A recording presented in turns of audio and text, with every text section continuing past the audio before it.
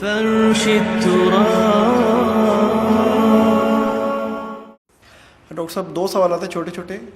پہلا یہ ہے کہ نومولود بچے کا نام رکھنے کا طریقہ کار شرعی حوالے سے کس طرح سے ہے، اور دوسرا یہ ہے کہ اکثر پیرنٹس آتے ہیں تو کہتے ہیں کہ جی بچے کا نام سوٹ نہیں کر رہا تو نام بدلنا ہے ہم نے. تو کسی پیرنٹ والدین آ جاتے ہیں اکثر اسکول میں یا ہمارے پاس کہ جی بچے کا نام بدلنا ہے، اسے سوٹ نہیں کر رہا یا کسی نے بتایا ہے، تو وہ شریعت میں اس کی کس طرح سے توجہ بیان کریں گے آپ؟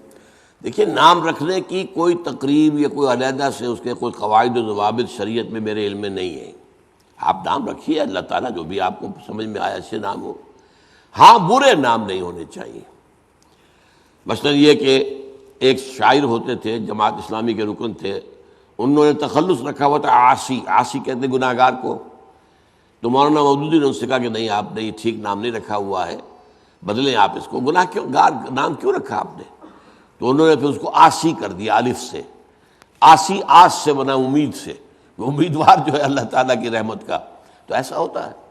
تو اسی طریقے سے ایسے نام کے جو معنوی اعتبار سے صحیح نہ ہوں، اچھے نہ ہوں، برے ہوں، ان میں کوئی مشرکانہ بھی کوئی اگر آگے مثلا ایک ہے کہ کوئی فرض کیجئے کہ فلاں نے نام رکھ دیا ہے عبد الرسول. اب عبد الرسول جو ہے وہ کہیں آپ جائیں گے اگر سعودی عرب کے اندر تو وہ کوئی نہیں لکھے گا نام، وہ عبداللہ رسول لکھیں گے. عبد الرسول جو ہمارے سیاف ہوتے تھے، جو کہ ان کے مجاہدین کے ایک لیڈر تھے عبد الرسول سیاف.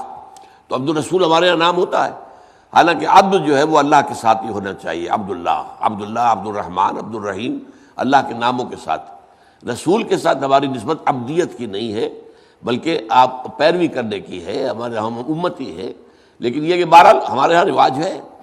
تو اس حوالے سے بہتر نام جن میں کوئی شائبہ بھی جو ہے وہ شرک کا پیدا نہ ہو اور جو ہے کوئی برائی کا پہلو نہ ہو، وہ رکھنے چاہیے. کوئی تقریب، کوئی اس کا خاص طریقہ کار میرے علم میں نہیں.